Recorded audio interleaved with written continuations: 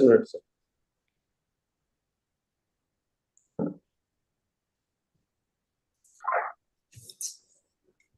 Dear friends, welcome to the another session of this type 1 diabetes program, and we today have esteemed faculty Dr. Atul Dhingra and our own Dr. Rajiv Singla. Everybody must be knowing him because he has always been there in all 12 meetings, and today's 12th session we have already conducted 11th, and all have been superly attended and liked by all the attendants. And today the topic today is what is beyond, what is the future of type 1 diabetes, and we have Dr. Atul Dhingra and Dr. Rajiv Singla. Dr. Rajiv Singla is also the course director of this course, and we have Dr. Vipul Jain. I welcome Dr. Vipul Jain. Dr. Vipul Jain is from Indian Academy of Pediatrics, and Indian Academy of Pediatrics and SPEED are jointly conducting this program. So I welcome you all and happy learning, and I now hand over the proceedings to Dr. Rajiv Singla. Dr. Rajiv. Thank you, Dr. Mukesh, for your kind words.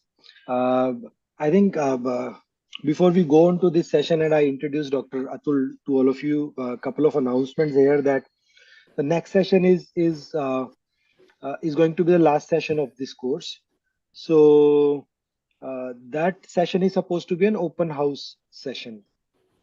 So in which we will try to rope in most of the faculties that has been there in this course in the next session, and then you would be welcome to ask all unanswered questions so far. So whatever topic you feel needs still requires little more clarification can be discussed in the next meeting. Although I would strongly request that for benefit of all people, so if you have any question, just go back to, because Dr. Vipul has already shared videos of all these sessions in the group itself. So try to look at that video and then try and see whether that video answers your question or not. However, faculty would be more than happy to take those questions live also. Second thing is Dr. Vipul is going to share a feedback form in the participant group.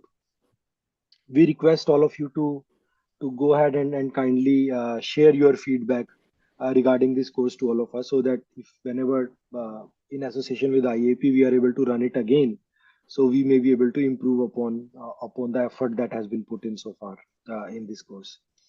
So coming back to today's session would be taken by Dr. Atul Dhingra. Dr. Atul Dhingra would be talking about what lies in future for type 1 diabetes beyond, because we've talked about insulin therapy and other associated topics regarding type 1 diabetes so far. What he's going to talk about is more about how is technology going to interface with type 1 diabetes management in coming future. What is the current situation of stem cell therapies in type 1 diabetes and all other things. Dr. Atul Dhingra is a very, very dear friend. He's a DM endocrinologist from AIMS. He practices at Shri Ganganagar, and extremely great orator, and he's got a huge number of children with type 1 diabetes under his care. And yeah, over to Dr. Atul, please. Thank you, Dr. Rajiv. It's always a pleasure to be in your company. And at the outset, I thank IAP and Dr. Rajiv and all the people who are involved in organizing this education program for inviting me as a faculty. It's a pleasure to be a part of this program. So my topic today is I'll be talking about future of type 1 diabetes. So whenever we have a patient with type 1 diabetes, a newly diagnosed patient with type 1 diabetes, we know that it's not a very happy feeling in the OPD. The parents are distressed, we are distressed, the child is distressed, and we always have a thought in our mind, I wish I had this in my armamentarium to manage type 1 diabetes. And today, this is what we are going to talk about. I wish I had this. We will be talking about newer treatment options that are available for management, and I'll be touching, because going deep into all of these will be very time consuming and will not be able to finish our talk. Yeah. So this is our last. This is our last session on future of type 1 diabetes, and this is what our agenda is going to be for today's session. I'll start with the newer therapies for prevention of type 1 diabetes, because if we are able to prevent type 1 diabetes as a whole together, I think that will be a win-win situation. Like Dr. Rajiv was talking about, we'll be talking about apps or AI, which helps us in managing patients with type 1 diabetes. Pumps we all have been using. We'll be talking about closed loop pumps and small things about do it yourself, DIY.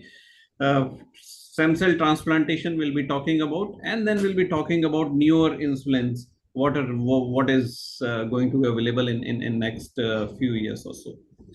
So talking about prevention, most of the therapies have focused on immune system of the body. Traditionally, type 1 diabetes, it has been suggested that there are two models. It is homicide model, where there is a defective immune system. The defective immune system leads to destruction of beta cell of pancreas, which leads to type 1 diabetes. And B, there is a suicide hypothesis. Suicide hypothesis is there is already some problem with the beta cells, and our immune system assists in helping these beta cells to undergo suicide, and this leads to depletion of beta cells, leading to type 1 diabetes. This is what I am talking about. So either there are unhealthy beta cells, so it leads to cytokine driven inflammation, reduction in insulin secretion, and beta cell destruction. Various therapies have been tried to reduce this assisted suicide, some of which include oral insulin. GLP-1 receptor agonist and verapamil have also been used, and there is some data to suggest that GLP-1 receptor agonists are useful in this regard. There are other therapies also. There is another model of beta cell destruction, like I was talking about, the homicide model, which states that there is dysfunctional immune system, which leads to an imbalance between autoreactive T effector cells. And there are certain therapies that block this homicide. These are therapies that are directed towards cytokine blockade, mainly anti-CD3 molecules. And recently, we had a phase 2 results from a phase 2 trial, which showed that use of anti-CD3 molecule, that is teplizumab, is associated with more than 50% risk reduction of development of type 1 diabetes. And after the results of these trials were published, teplizumab was granted a breakthrough therapy status by US FDA. So it is now available for clinical use for reducing the risk of development of type 1 diabetes individuals. This can be done in individuals who are at very high risk. So we can do HLA typing at birth, and we can actually look into the subset of population where the risk of type 1 diabetes is high, and teplizumab can be used in these individuals. So these are other therapies that are in pipeline. These are undergoing various, the trials are going for these molecules. There are various phase 2 and phase 3 trials that are going on, and probably will be having a newer breakthrough therapies in few years or so. Not only single, many of these therapies are now being combined, like ATG is now combined with GLP-1 receptor agonist, and it has shown that by combining ATG or teplizumab with GLP-1 receptor agonist, the results are better in reducing the chances of development of type 1 diabetes. So I am highlighting GLP-1 receptor agonists individually because I believe this is the molecule that is available for clinical use in our type 2 diabetes patients. And once we have enough data, probably GLP-1 receptor agonists will be approved for management in type 1 diabetes as well. So there are two large trials with liraglutide, where GLP-1, where liraglutide was used in patients with type 1 diabetes. and it showed that it was very well tolerated, and it improved HbA1c, and it also reduced body weight. So the important message here is GLP-1 receptor agonists have mainly been used in Western population. If you look at the data from West, most of their patients of type 1 diabetes have very high BMIs. They are usually obese. Vis-a-vis Indian patients, we don't see that obese patients in our clinical setting, but they have published that GLP-1 receptor agonists can be used in patients with type 1 diabetes. There is also data to suggest that GLP-1 receptor agonists help in protecting beta cell from apoptosis, and they also helps in promoting beta cell replication. And this hypothesis has further been studied in nod mice. So nod mice are basically replicas of these mice have type 1 diabetes, and in these mice, when GLP-1 receptor agonists were administered in combination with anti-CD3 compounds, that is teplizumab, there was significantly higher chances of diabetes going into remission. So now we have at least animal studies where GLP-1 receptor agonists and anti-CD3 compounds, when they were combined, this resulted in diabetes remission. So probably we'll be seeing more of these studies in future. So coming from prevention, now we have talked about prevention. Now let's talk about treatment. Artificial intelligence is making its way into our lives, and machines helps us in improving our day-to-day life, and it is true in case of type 1 diabetes as well. So what actually is artificial intelligence? It is a technique which enables machine to mimic human behavior.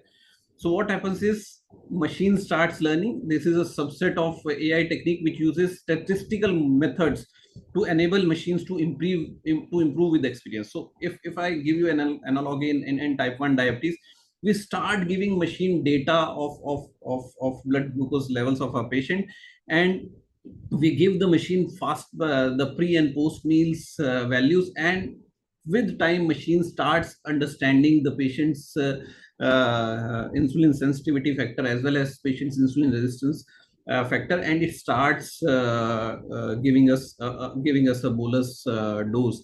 So machine starts making itself more smart with more amount of that data that is being provided to the machine. And there is now enough research also in this. So this was a meta-analysis which actually looked into the use of bolus calculators that I was talking about through machine learning. And you can see here that more than 2,000 patients were looked into, and many of these patients had type 1. Most of the studies have been done in type 2 diabetes, but many of these patients also had type 1 diabetes. And in this meta-analysis, Dr. Rajiv's paper was also included. You can see here Singla et al. So this was the paper published by Dr. Rajiv, and this paper was also included in this meta-analysis, and it showed that bolus calculators are helpful in improving care of patients with type 1 diabetes. And this was another paper which looked into the use of smart bolus calculator, and they also concluded that bolus calculator is safe and feasible in patients with type 1 diabetes, and it helps in improving postprandial blood glucose levels. It helps in preventing postprandial hypoglycemia, and it also improves exercise tolerance of a patient by reducing exercise-related blood glucose fluctuations in patients. So now we have data to suggest that these are helpful, and this has been done across multiple patient types and multiple clinical settings as well. So there are apps which helps us in this regard. There are apps which can actually help you in counting carbohydrates. So we had a session on carbohydrate counting, and these are the various apps that are available. Healthify Me, Google, there is Fitterfly app, and Dr. Rajiv has been using an app that not only helps in carbohydrate counting, but also it helps in individualizing the insulin carbohydrate ratio, thus helping the user to calculate the bolus dose as well. So for both, there have been publication in this regard also, and this was one of the programs. The patient empowerment through predictive personalized decision support was a European Union funded research project where personalized clinical decision were made using these bolus calculator. You can see here that the calculator helped in both patients who were using either insulin pens or those who were using pumps. The data was acquired by the server, and using certain algorithms, it was able to give a bolus dose. And with the improvement in these apps, we now also have, with the help of AI in these apps, we are now able to improve the bolus dose calculation. The app makes itself smart gradually, and gradually the bolus prediction becomes more smooth. So this was publication by Dr. Rajiv, where he used T1 Life system, which helped in automation of insulin bolus dose calculation in patients with type 1 diabetes. So there was when we had a talk, Dr. Rajiv, the first problem was to create a reliable food database, and he was able to do that. Now he actually has all all the food items that at least we take in North India, where you can actually calculate the carbohydrate counting can be done through this app in all the dishes that we routinely use in our households. So once this problem was overcome, then the life became easier. The app used algorithm. So what the patient has to do is he has to enter his pre-meal blood glucose. He has to enter the amount and type of food that he's going to eat. The app counts the carbohydrate. The carbohydrates are counted from food database, and these it is displayed on the patient's phone, the mobile interface. And then with the help of insulin carbohydrate ratio and the insulin sensitivity factor, the app is able to predict a bolus dose. And the app gradually becomes more smarter as we input more and more data into it.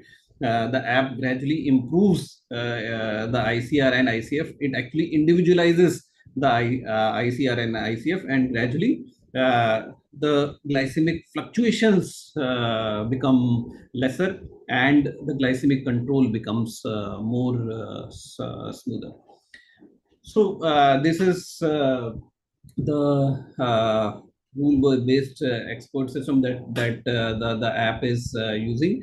The user enters a pre-meal blood glucose levels. The individual meal-specific insulin sensitivity factor is applied to assess the need for correction dose, and then a bolus dose is suggested.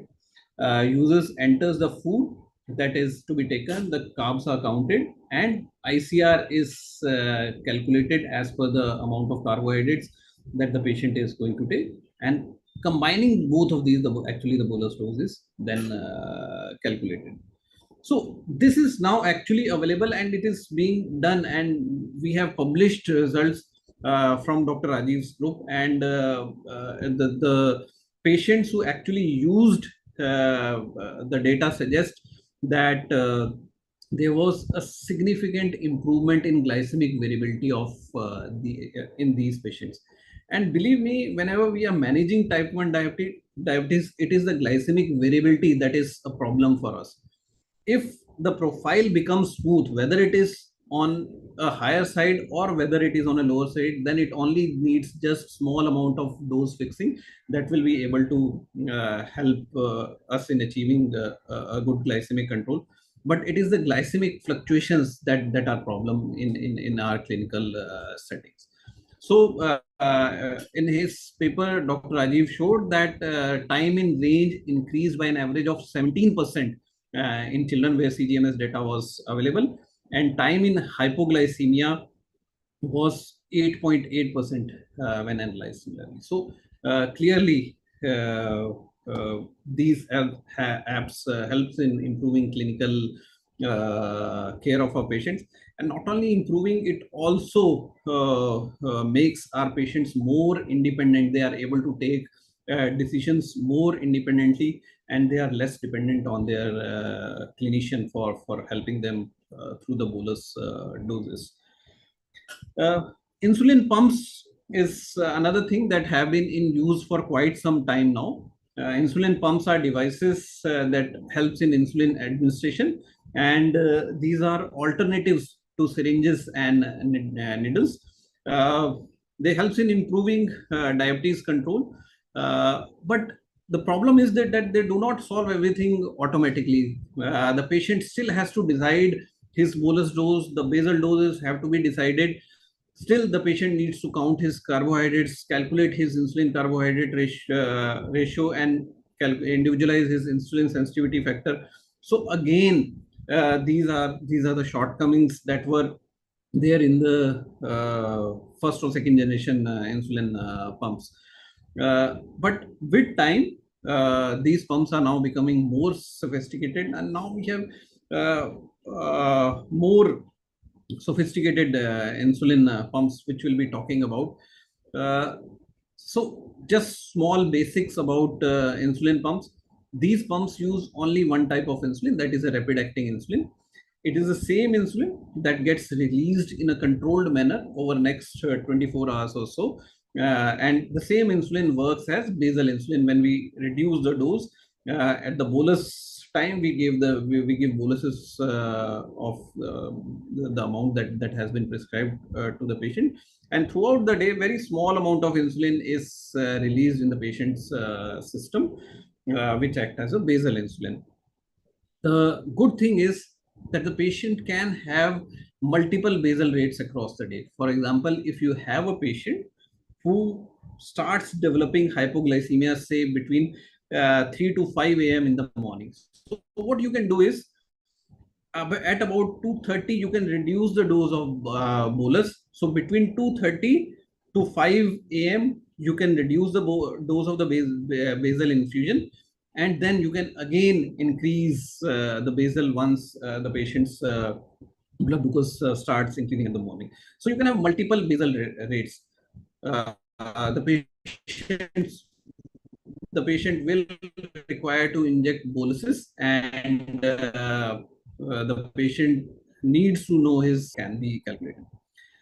So the pros definitely are flexibility of food intake. So especially in young patients who are school going, I believe if you are taking care of patients with type 1 diabetes, the most difficult time is in the schools. When the patient is taking carbohydrates, it becomes difficult to achieve good glycemic control at that time, because many of the schools are not ready to take the responsibility of injecting insulin and in a secured and in a proper way. So these challenges are there, and in this situation, insulin pumps definitely help. The chances of hypoglycemias become lesser, especially with the newer pumps, where pumps are able to sense that your blood glucose is going low, and they suspend basal insulin whenever the blood glucose is lower. Does it always lead to better control? So this is one of the questions that depends upon the individual who is using it. the patient has to be educated, the patient has to actively involve in his or her blood glucose control. So the answer is both yes and no. Definitely the cost is a problem. The first generation pump cost around 1.3 to 1.5 lakhs, and they go up to as high as 15 lakhs depending upon the type of pumps that you are using.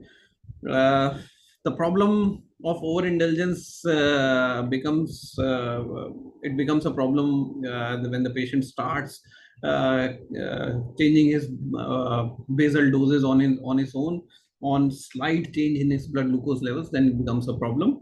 And definitely chances of decay are real. The pump tube may get blocked, and these patients may be in a false impression that that insulin is being that continuous insulin infusion is going on, and these patients may present to you with decay.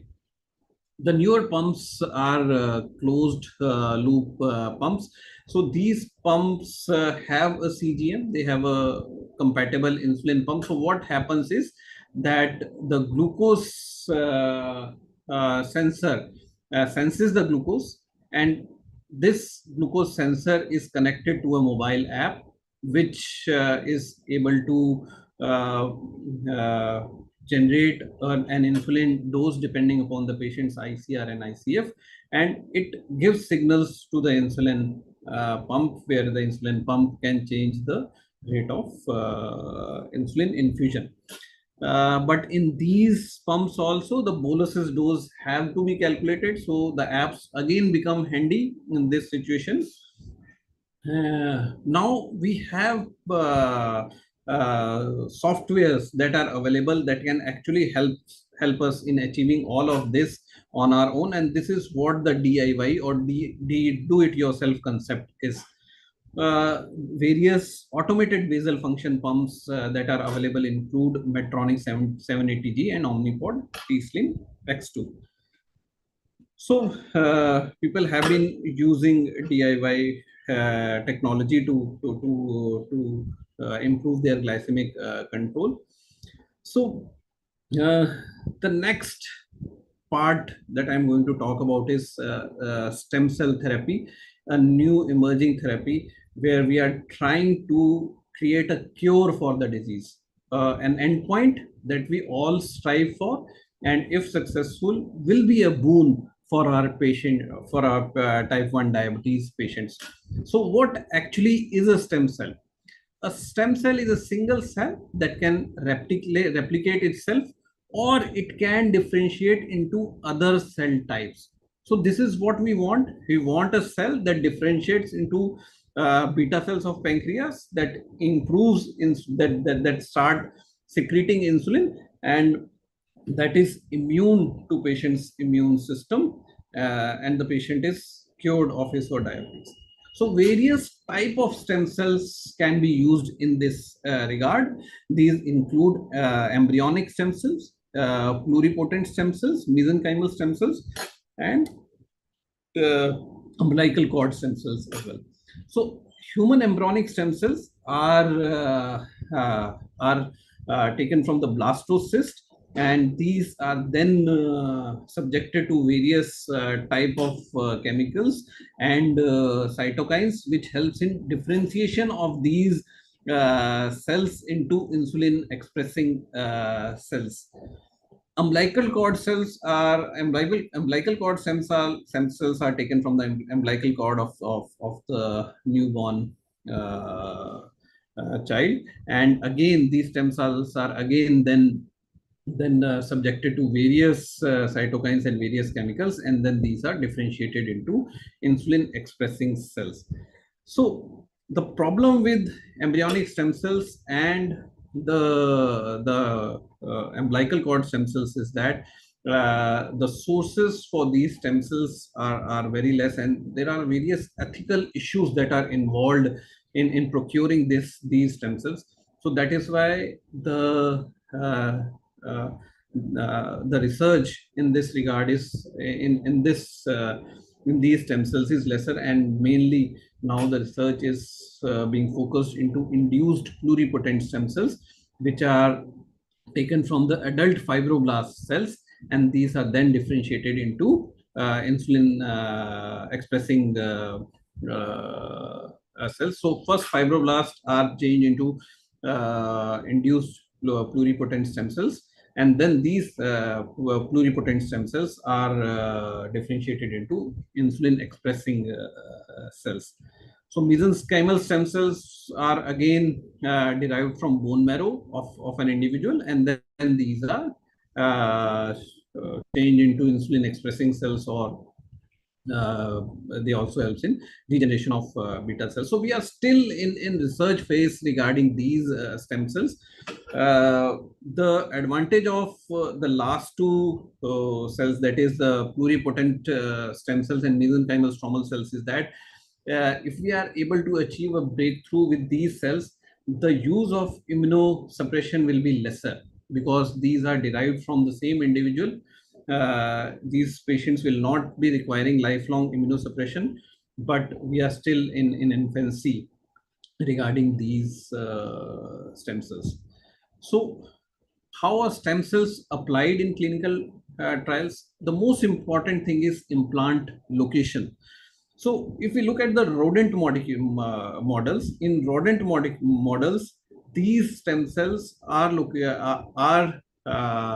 located at after transplantation. These stem cells are transplanted in the renal capsule. But this site was not useful in human beings. Currently, the site that is being used is through the portal circulation. These stem cells are then put in liver, where they are able to secrete insulin, or in the omentum. The problem with this location is that the liver is exposed to very high levels of immunosuppression. So that's why we are trying to find newer places. We did try in subcutaneous tissue as well, but if these stem cells are not encapsulated, the stem cells do not survive in subcutaneous tissue. So that's why unencapsulated stem cells are now being transplanted through the portal circulation into the liver. Another method that can be used, and that is currently under development, is encapsulation. Uh, in this process, a small capsule is put over stem cells, and then this capsule is transplanted into an individual. The advantages include reduced tumorigenesis, because now these are in a very closed environment. The unwanted replication is taken care of, and the chances of tumorigenesis in this stem cell transplant is less. And because these are immunoisolated, the chances of rejection is lesser with this technique.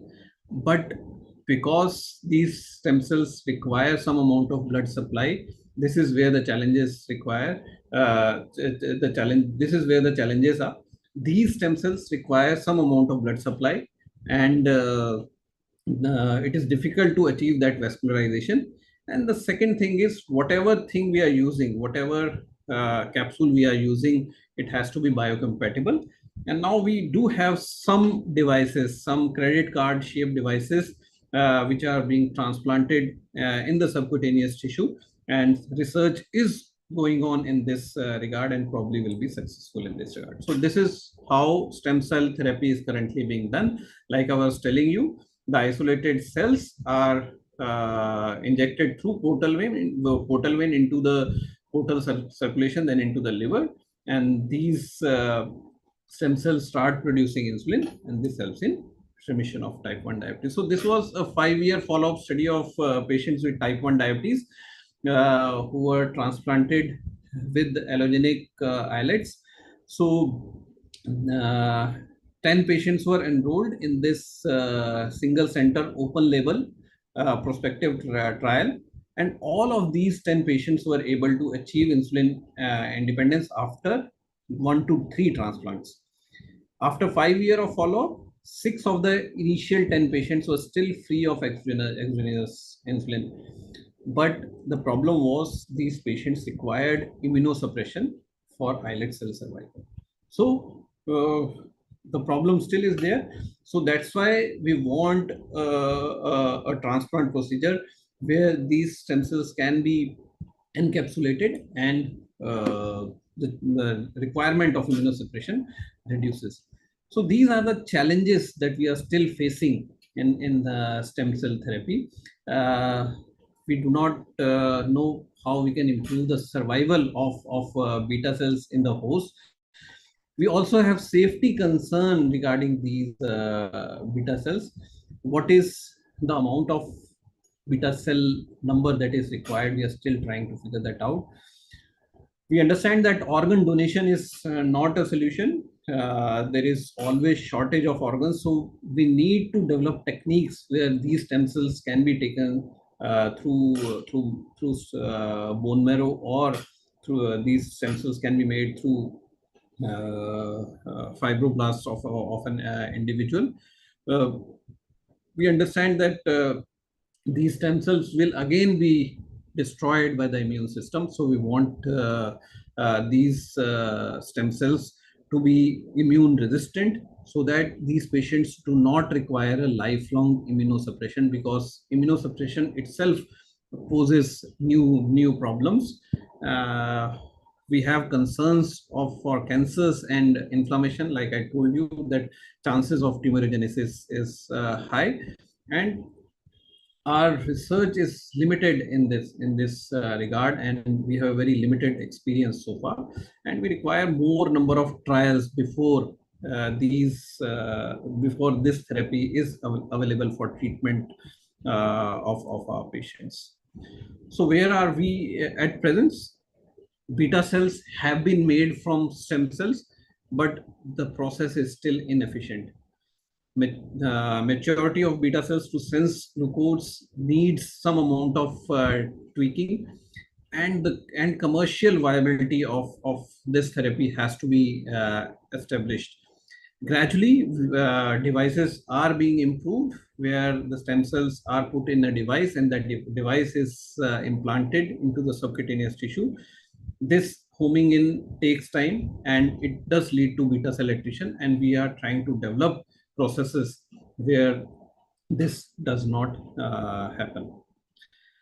Coming to the last part of my talk, we have talked about cure, but one thing that we have been using is insulin. If we are able to achieve better insulins, probably we'll be able to improve care of our type 1 diabetes patients. So in next few minutes, I'll be talking about oral insulin, once a week basal insulin, hepatopreferential insulins, and glucose responsive smart insulins. So in any form of therapy, we understand that whenever we start talking about insulin, the most troublesome thing for the patient and the attendant is that it has to be taken as an injection. Whichever therapy is available for oral intake, it is the preferred way of drug intake. There have been studies where people have shown that oral absorption of insulin is similar to endogenous insulin, and it will achieve high insulin concentration in portal vein before reaching peripheral tissues. So the problem with our subcutaneous insulin is, so let's talk about how endogenous insulin acts and how peripheral insulin that we are giving acts. So the endogenous insulin first goes into the portal circulation. So the portal is to peripheral action. So the peripheral action is on muscle and adipose tissue. The portal action is on the liver for glucose control. So the ratio of portal to peripheral action is 3:1. That is why our endogenous insulin does not lead to that amount of hypoglycemia. Whereas when we give it peripherally, the peripheral insulin, the ratio becomes opposite. The ratio is around 1:4 for portal to peripheral tissues. That's why the glycemic fluctuations are there when we give peripheral the insulin peripherally in our patients. So if we are able to develop an oral insulin, we'll be able to achieve that ratio of portal to peripheral insulin ratio that we aim to, and the chances of hypoglycemia will be lesser with oral insulin as compared to injectable insulin. And believe me, the first publication was way back in 1923, and we are still trying to achieve, we are still trying to make an oral insulin available for our clinical use. So you can see that it has been almost now, it is now more than 100 years, and we still have not been able to achieve that landmark. So these are the number of companies that have tried to develop oral insulin, the number of studies that have been done, and overall the results show that the challenges of developing at least the parendial oral insulin have not changed since 1923. There is a variability which prevents to make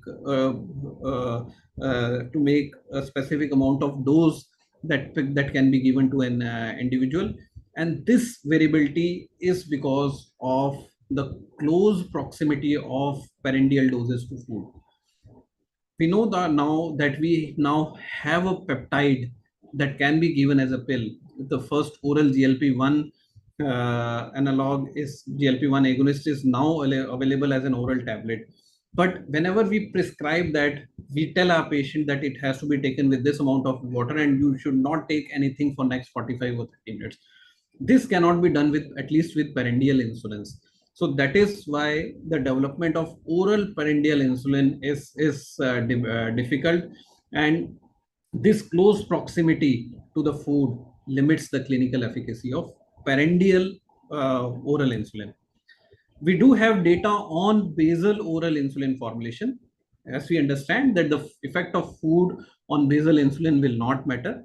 So there is a long-acting basal insulin analog that is 338. I338 is the pharmacological name, and it was formulated through gastrointestinal permeation enhancement technology. Along with it, absorption enhancer sodium caproate was added, similar to what was done with the GLP-1. So in a double-blind phase 2 clinical study in insulin naive patients who were type 2 diabetic, and these were on metformin, use of oral basal insulin showed similar results as compared to insulin glargine U100. So at the end of the treatment, fasting plasma glucose and 10-point plasma glucose profiles were not significantly different between insulin glargine U100 and oral I338 tablets. So you can, now we have some breakthrough that at least our basal insulin may be available as an oral insulin in the next few years or so. So this was the results. You can see here that the 10-point plasma glucose concentration profiles in patients who were given I338 or glargine U100, the profiles were similar, and these were not statistically different. We have now once weekly insulin available for clinical use. Actually, two once weekly insulins have been developed. One is insulin icodec. It is an insulin analog with 3 amino acid substitution, and a C20 fatty acid containing side chain has been added, which increases its half-life so that it can be injected once a week. And another is basal insulin FC or BIF, a fusion. It is a fusion protein that combines a novel single chain variant of insulin with human IgG2FC domain, which makes it a very long-acting insulin. So this was the publication. The Onward 6 trial was done in patients with type 1 diabetes. So this was a phase 3 randomized open label treat to target trial, where once weekly insulin icodec was compared with insulin degludec. And this was a 52-week trial, and the authors concluded that in adults with type 1 diabetes, once weekly icodec showed non-inferiority to once daily degludec in HbA1c reduction at week 26, and with significantly higher rates of combined clinical significant or severe hypoglycemia. So there was higher chances of hypoglycemia, but glycemic efficacy was similar in both the groups. So this is the simulated pharmacokinetic profiles of insulin glargine 100. The green colored is insulin glargine 100. You can see the peaks and troughs associated with glargine 100. These are the daily changes of insulin glargine U100. Now compare it with icodec. You can see the fluctuations have now reduced. It has become more on the weekly basis than on the daily basis.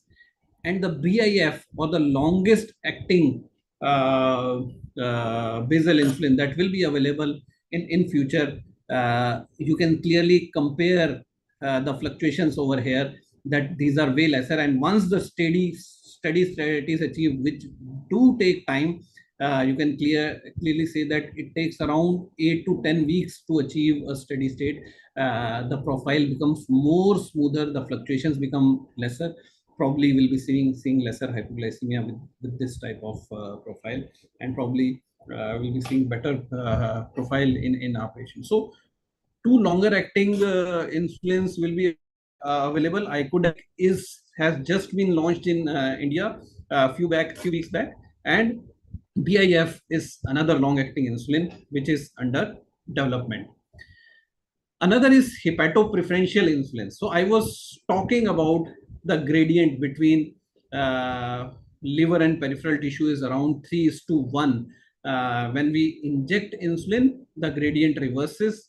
Peripheral tissues are exposed to more amount of insulin. Liver is exposed to lesser amount of insulin. So if we are able to develop insulins that act in the liver more, and the ratio becomes more closer to 3:1, probably the fluctuations will be lesser. And data is now available with these hepatopreferential insulins, that if these are used in patients. So one of the hepatopreferential insulin is insulin peg lispro, that is currently in phase 3, and it showed that compared to conventional insulin, these hepatopreferential insulin led to lesser amount of nocturnal hypoglycemia and better HbA1c as compared to basal insulin. So probably in near future, we'll be having this type of insulin available for clinical use, and that will help in reducing glycemic variability. But during my MBBS days also, I used to think, will we ever be having a type of insulin which will act only when our blood glucose increases to a certain levels? So these are smart insulin, and probably these are currently under development, and these glucose responsive insulin act only when blood glucose levels are high. So there are studies which have looked into this. So an insulin that would automatically keep blood glucose in a target range of about 4 to 10 millimoles per liter. This will help in reducing hypoglycemia, and this will also help in reducing the problematic dose titration that has to be done in each of our patients. So probably we'll be able to tell that take this amount of insulin, and the insulin will only work once your blood glucose increases above 10 millimole per liter. So what these insulin do, these glucose responsive insulins use glucose oxidase or other glucose binding proteins or glucose binding molecules for glucose sensing. So once these insulin senses glucose, certain changes starts occurring in these insulin, and these insulins start becoming active. They start dissociating the molecules that make them inactive, and then these insulin starts functioning. So we have an insulin that is going to be available in future. So this is currently named as, the pharmacological name is MK2640, and this was a hyperglycemic insulin clamp study where it showed that higher amount of insulin levels were achieved once the glucose once the glucose infusion was increased in these patients, suggesting that as the blood glucose levels was increasing, the levels of insulin were also increasing in the blood. So this is what the future looks like. So there is a lot of progress that is going on cards. Some things like apps are now available. This is not what I am talking about future. It is available now, and these apps helps in counting carbohydrate. These apps helps in calculating the bolus dose, thus making our patients more independent and help in improving their clinical care. Pumps are available, and these pumps are now becoming smarter and smarter as the day progresses. Now we have pumps that are able to sense blood glucose, that are able to individualize patients, that they are able to calculate the basal rates depending upon the blood glucose levels, and this helps in reducing glycemic fluctuations. Do it yourself closed loop insulins are also available, and many of our patients are doing it themselves, and probably Dr. Rajiv will be able to share more light on this. We are trying to achieve de novo synthesis of beta cells at commercial levels, and once this is available, probably we'll be able to give more of number of our patients stem cell therapy, which may actually help in curing this disease. And now we have innovative insulin delivery system, innovative oral insulin also are there in pipeline, which will help in improving our patients' clinical. So thank you, and I'll like to acknowledge Dr. Rajiv Singla. Many of the slides that I have shown you was from his work, and he shared it with me. And I'll also like to thank him because he's the one who always stimulates me to read more on type 1 diabetes. Thank you.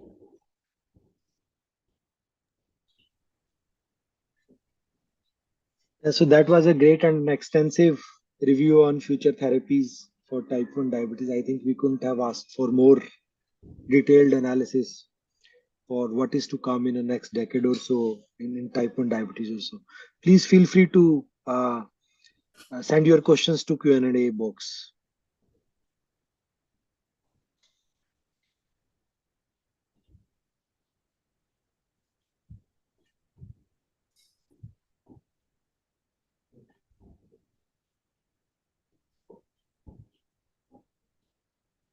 So while the questions are coming, I think let me repeat the announcements again. I think one, that next session is going to be the last session of this course, and this session is going to be an open house session, means that any unanswered questions from previous sessions so far would be taken up in the next session. So please feel free to join and ask any questions or the concepts which you feel should be revised here. And please do fill the feedback form that is going to be shared in the WhatsApp group regarding this course, so that we can take it up. I think there are no questions because Atul covered it in such an extensive manner. Yeah, so over to Dr. Mukesh, please. Dr. Rajiv, would you also like to make an announcement about the video recorded session that we have already collected from various speakers? These are additional to these sessions, and you throw some more light on that and inform everyone that we will be sharing these videos. Sure. Yeah, so we've also shared 2 more guest sessions as we promised at the start of the course. One session is by Dr. Archana Sharda. She's located at Aurangabad. She's done a great work in field of type 1 diabetes, and we asked her to contribute a guest session on how to manage type 1 diabetes in resource limited settings, because she largely caters to more than 1,000 children with type 1 diabetes in a resource limited setting in a rural areas how to provide them insulin and how to store that insulin and how to engage these people. So she's been able to create a whole community around type 1 diabetes care, where kind of one child take cares of other children, and they've devised games how to engage these people and how to teach these people using a games curriculum. So that's a very interesting session, and she's gracefully kindly has made a video recording for that session, and that session has been shared in the group. Another session, as we talked about, was on the practical use of insulin, as to how to store insulin, how to inject insulin, how to rotate sites, and things like that. Because of a lack of time, we didn't cover that in the live sessions. So that session has been taken by myself, and we've shared that session. The theory part of the insulin has also been done in that same session. So that has also been shared. So I thought that maybe having two different perspective on how to use insulin in type 1 diabetes theory would also be useful for people. So the session has both theory and practical aspects of insulin. People who are looking only for practical aspects can skip through the theory part and then just go to the practical part towards end of that session. So we will be sharing both of these recorded sessions both on the groups, the WhatsApp groups, as well as on the YouTube channel. So everybody can go through these videos also. Yeah, I think Dr. Vipul has already shared, Dr. Mukesh, in the group itself. Yeah. Yeah. So are there any questions? So what are the future of the GLP analog that's we have already covered today, but how long a person can take in type 1 diabetes or in even type 2 diabetes? How long the studies has been conducted and far the safety profile of these GLP analogs? So for type 2, I believe we have now enough data. There is no dearth of data on type 2 diabetes, and we are regularly getting newer indications for their treatment. They have gradually now climbed up to one of the most useful drugs in management of type 2 diabetes, especially those who are obese, and probably with more newer data, probably they will surpass SGLT2 inhibitors in that regard as well. So in type 2 diabetes, there is no data to suggest that we need to stop these in patients until and unless there is a history of medullary thyroid carcinoma. So these are very rare things that I'm talking about. You practically don't see these in clinical settings. In type 1 diabetes, now data has started to come up. Some data of GLP-1 suggests that they help in preventing apoptosis of beta cells. So people have started using them for prevention of type 1 diabetes, like I showed you in my presentation, especially in at least in mouse models. It has been shown that once GLP-1 is used along with anti-CD3 compounds, it leads to remission of diabetes in these mouse models.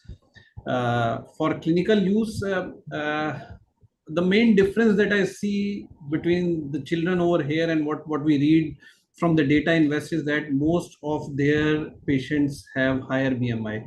The mean BMI from any Western literature is around 28 to 32. And if you look at our type 1 diabetes, we hardly see patients who are 28 BMI. Most of our patients have either 20 or 19, 20 up to 23, 24. The problem is of insulin acceptance. We find it difficult in our clinical settings to explain to our patient that the child will be requiring 3 or more boluses. So they try to skip those boluses, and this leads to some amount of insulin deficiency in our patients, that is why our patients are thin.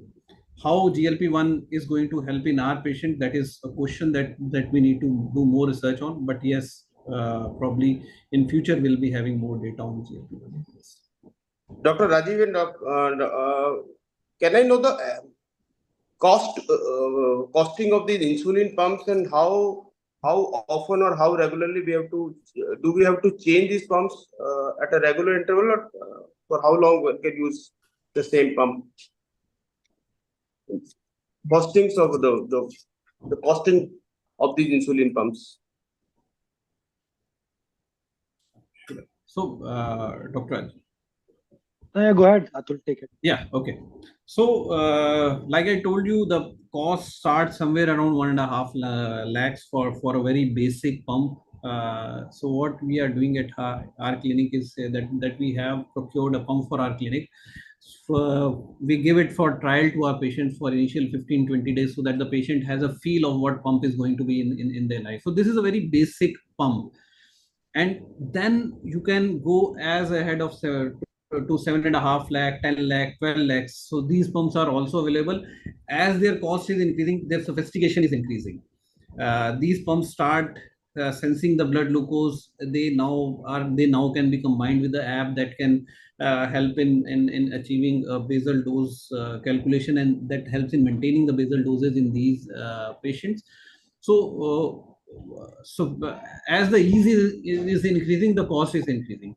The company usually says that a pump should be useful for at least 5 years, and once they buy back the same pump after 5 years at the amount that the company feels is right, depending upon the pump's condition.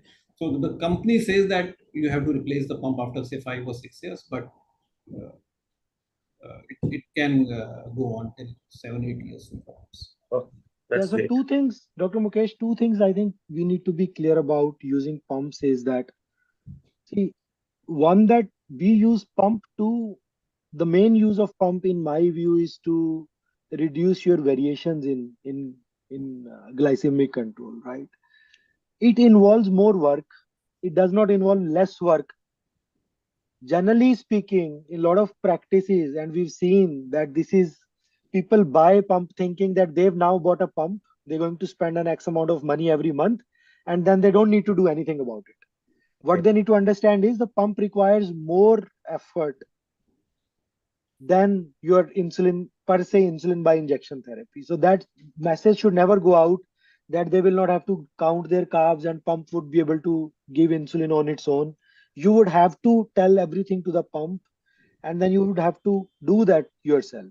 Second thing that we need to take care is that even apart from initial cost, the monthly cost is going to be there. Apart from the insulin that you are taking, so the tubes has to be changed every third or fourth day, right? And then a lot of other things that you need to look at, and the pump works best with CGM, right? Right. You can do it without CGM also, but I think Dr. Vikas Mehrotra rightly pointed out it last in one of our last sessions, that if you have to choose one thing between CGM and pump, now people say choose CGM, don't choose pump, because then you have that information and then you can act on that information based upon whatever your CGM is. So that you need to do, right? So these are two things that you need to keep in mind. So, do we have more questions today? I don't think so. We have any questions. I think it was a good discussions too. Dr. Atul, it was really informative session, very enlightening, very informative, and your slides were also very simple, beautiful, and it was really a great session, and it has made us, everyone have been made more aware of what lies in future, and definitely future looks promising as of today. So thank you so much, Dr. Atul Dhingra and Dr. Rajiv Singla, and thank you Speed, thank you IAP Delhi for making this module a success. Dr. Vipul Jain, thank you to you, sir, for managing these shows very beautifully.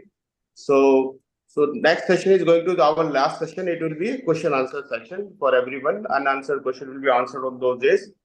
So for today it's over. Thank you so much. Thank you everyone. Thank you so much. Thank you.